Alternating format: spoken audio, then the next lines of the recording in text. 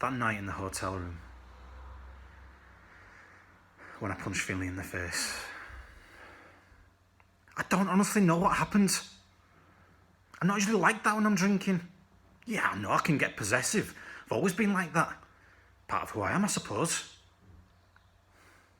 But I never thought I'd get like that with him. And knowing what I've done to him doesn't make it right. Does it? I don't know where all this possessiveness comes from. Finn reckons it's because of my childhood, or lack of. My parents were strict. They didn't like me to have real friends. They just wanted me to study, keep to myself, locked away with books. Hundreds of fucking books. Then chasing me off to university, then off to medical school, not connecting with real people, not making any friends. Go and hide yourself away in a dark, empty room. That'll do you the world of harm. Become lost like we are. The truth was, they were emotional cripples. Cold, unhappy, lonely people. And they wanted to make me just like them. An exact mirror image of themselves. I know I can't push all the blame onto them. That's not fair. A lot of what happened that night in Leeds was down to me. It was about my own insecurities, my own misunderstandings, my own red rage, jealousies and possessiveness. I was just so grateful that Finley could forgive me that night. I don't know why he did. I don't think I deserved it. Maybe he felt sorry for me. Maybe he could see a part of me in him.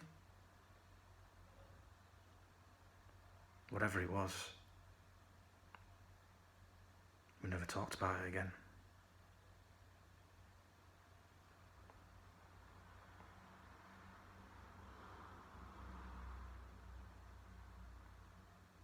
I can't remember a time when I was truly happy. That's so sad, isn't it? The thing is, like I've said, there's never been any connection with any other people, especially gay men. I remember when I came out to my parents when I was 18. They just didn't care. They didn't say anything. They couldn't be bothered. They just wanted me to go off to university, get a good solid profession, and leave them alone. I craved attachment and affection for most of my life, and I just didn't get it. From anybody, from anywhere. And I think this is why I get so possessive and jealous when I do meet someone. It's like this self-fulfilling prophecy.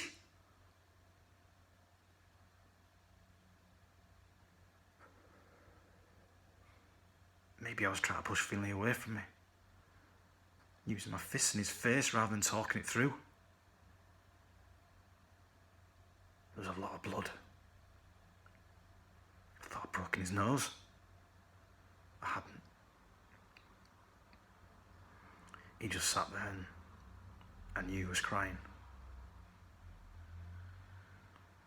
And I just kept saying sorry. Over and over again.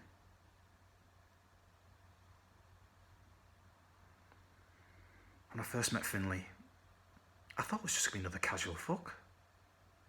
Never had much faith in all this social media crap. Most of the fellas you meet on Grindr are liars or fantasists. Finn, he seemed different somehow. Wasn't the type I usually go for. But we chatted on the phone for an hour or two, and then we met up. Gone straight away. We are physically and emotionally attracted to each other. And that's what makes what I did to him in that hotel room all the more difficult to understand. So hard to rationalise. After Leeds, we didn't see each other for a bit. We thought it best that we both see how we felt about the situation, about each other. I knew that I wanted to be back with him so much. It'd been constantly in my thoughts. Yesterday, I met up with him in town. Went for a drink or two in one of the bars and everything was going really well. Until he told me he wanted to move on. We were over, he said. And he met someone else. I couldn't believe what I was hearing. Honest to God. I thought this was where we were going to get back together. Forget what happened that night in Leeds. A start over, a reboot, a second chance, that sort of thing. It was obvious. He'd made his mind up. And then all I could really feel was this burning sensation in my stomach. The longing to make this wrong right once and for all. All that jealousy coming to the surface. All that numbing rage making my head sore. Tumbling over and over and over.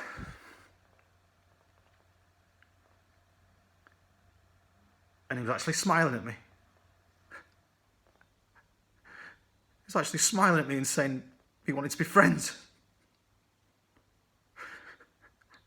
I wanted to scream. Roar his stupid smiling face. Make him frightened of me. I wouldn't allow this to happen. I couldn't. We can still be friends, can't we, Richard? He said. I played my part and just smiled.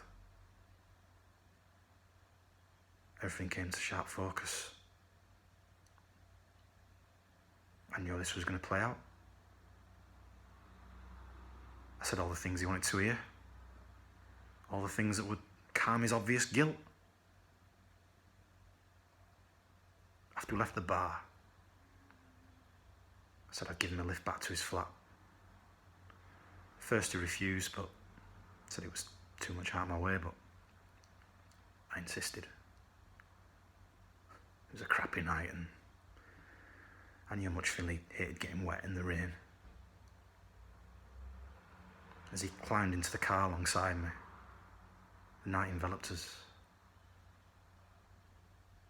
We were together at last.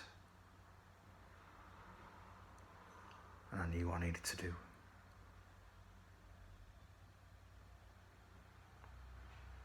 And I also knew that Finley would be in a better place, where I was going to send him.